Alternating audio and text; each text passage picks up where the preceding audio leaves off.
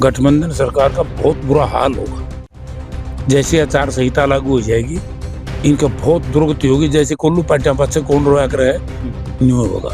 जयप्रकाश अगला चुनाव कहां से लड़ेंगे लोकसभा का? हरियाणा के लोगों की बात करें तो वो असमंजस में हैं, भूपेंद्र सिंह हुड्डा की यात्रा में जाए या फिर एसआरके की यात्रा में जाए। हरियाणा की अगर हम पिछले विधानसभा चुनाव की बात करें तो उस चुनाव में काफ़ी सारी टिकटें ऐसे लोगों को दी गई थी कि जिनकी वजह से कांग्रेस पार्टी की सरकार नहीं बन पाई। अब की बार ऐसा क्या करेंगे आप? अब की बार ये नहीं देखा जाएगा कि भाई ये एसआरके ग्रुप का है या फिर भूपेंद्र हुड्डा के ग्रुप ही नहीं है, ग्रुप ही नहीं है तो हम धक्का करने लग रहे हो हमारे अंदर। क्या इलाज है? अब तो हमने कह कुछ सकते नहीं हम, क्योंकि प्रजातंत्र के चौथे स्तंभ हो। ये बीजेपी वाले तो कहते हैं, उन्हें तो हम कुछ कंधे को नहीं, हम की कंधे को नहीं, हमारे रात। आपकी जो गतिविधियां हैं वो हिसार जिले में ज्यादा देखने को मिल रही है। हिसार लोकसभा से आप चुनाव लड़ सकते हैं। मैं हिसार का तो प्रभारी हूं, इसलिए मैंने काम तो करना पार्टी के लिए। तो विधानसभा चुनाव में कैसे हालात रहेंगे? विधानसभा चुनाव में यह हाल होगा कि शायद चीफ मिनिस्टर और डिप्टी चीफ मिनिस्टर ने अपनी असेंबली ढूंढनी पड़ रही है। आप इससे हिसाब लगा लो। कांग्रेस के वरिष्ठ नेता जयप्रकाश उर्फ जेपी अभी हमारे साथ मौजूद है। जेपी जी, एक तरफ राहुल गांधी यात्रा निकाल रहे हैं, एक तरफ कांग्रेस की हरियाणा में यात्रा निकाली जा रही है। कितना अंतर आप देख पा रहे हैं, कितना रुझान आपको देखने को मिल रहा है? देखिए, बात यह कि राहुल जी की यात्रा पूरे पश्चिम उत्तर के इलाके की है और बाकी तो सारी सब अपने अपने तरीके से काम कर रहे। तो ये देखना क्या है, हर यात्रा का अलग अलग मायना, अलग अलग सिस्टम, इसमें क्या देखना है? जयप्रकाश जी, अगर हम हरियाणा के लोगों की बात करें तो वो असमंजस में हैं, भूपेंद्र सिंह हुड्डा की यात्रा में जाए या फिर एसआरके की यात्रा में जाए। देखो, दोनों एक हैं, हर व्यक्ति हर में जा रहे हैं, कोई किसी की रुकावट नहीं है। ये सिर्फ आप पत्रकारों का बनाया हुआ जुमला है, ड्रामा है, क्योंकि बीजेपी जेजेपी गठबंधन सरकार इस तरह से तैयार करती है क्योंकि वो फेल हो चुकी है। उनके पास कहने के लिए कुछ इशू नहीं है।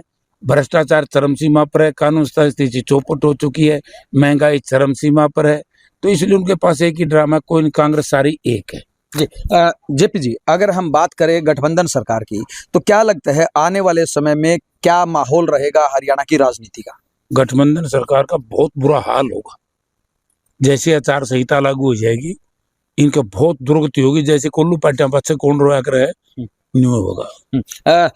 हरियाणा के मुख्यमंत्री मनोहर लाल खट्टर ने एक बयान जारी किया है कि मेरे पास प्रधानमंत्री जी का फोन आया है और उन्होंने मेरे से पूछा है कि अब की बार लोकसभा में बीजेपी की कितनी सीटें आएंगी। तो उनकी तरफ से जवाब दिया गया कि एक बार फिर हम 10 की 10 सीटों पर कमल खिलाएंगे। मनोहर लाल जी तो न्यू में क्या करते कि हम 15 लाख रुपए खाते में आऊंगे, प्रधानमंत्री कहता नहीं। उन्होंने ये भी कहता हर साल 2 करोड़ बेरोजगारों को रोजगार देंगे। उन्होंने ये भी कहा था कि 2022 तक किसान की आय दोगुनी होगी के।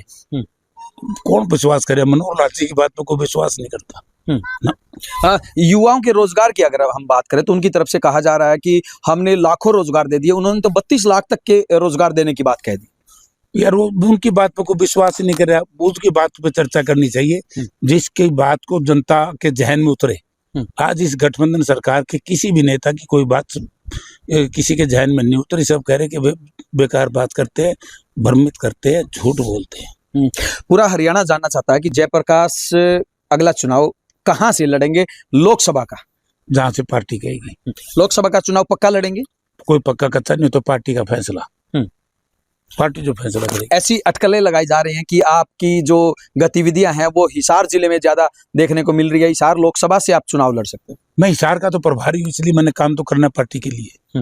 मैं पार्टी के लिए काम कर रहा हूँ, बाकी जो पार्टी फैसला करेगी वही होगा। जयप्रकाश जी, एक बात और बताइए, हरियाणा की अगर हम पिछले विधानसभा चुनाव की बात करें तो उस चुनाव में काफी सारी टिकटें ऐसे लोगों को दी गई थी कि जिनकी वजह से कांग्रेस पार्टी की सरकार नहीं बन पाई। अब की बार ऐसा क्या करेंगे आप? अब की बार चौधरी भूपेंद्र सिंह हुड्डा ने और उदयभान जी ने फैसला ले लिया। हमारे बाबरिया साहब ने, जो हमारे जनरल सेक्रेटरी प्रभारी है, इंचार्ज हैं, कि वो मेरिट पे टिकट देंगे।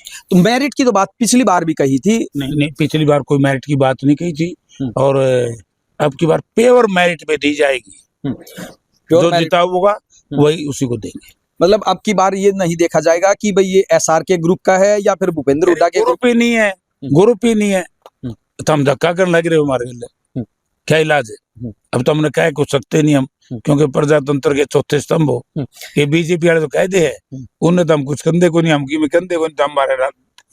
नहीं जयप्रकाश जी, देखिए हम तो समय समय पे आपकी बातें जो है जनता तक पहुंचाते रहते हैं और और बताया तो है, मैंने कहा कोई ग्रुप नहीं है हरियाणा में, सब मिलके चुनाव लड़ेंगे, सबके अपने अपने तरीके से अपना अपना काम कर रहे हैं। जब कोई ग्रुपबाजी नहीं है तो उसके बावजूद भी आखिरकार उन्होंने ऐसे बयान क्यों जारी करने पड़े कि ये यात्रा अवैध है जो एसआरके ग्रुप की तरफ से निकाली गई? नहीं पता तो कहाँ हुए, कहानी मेरे नॉलेज में नहीं है। अच्छा, अगर हम बात करें विधानसभा चुनाव की, तो विधानसभा चुनाव में कैसे हालात रहेंगे?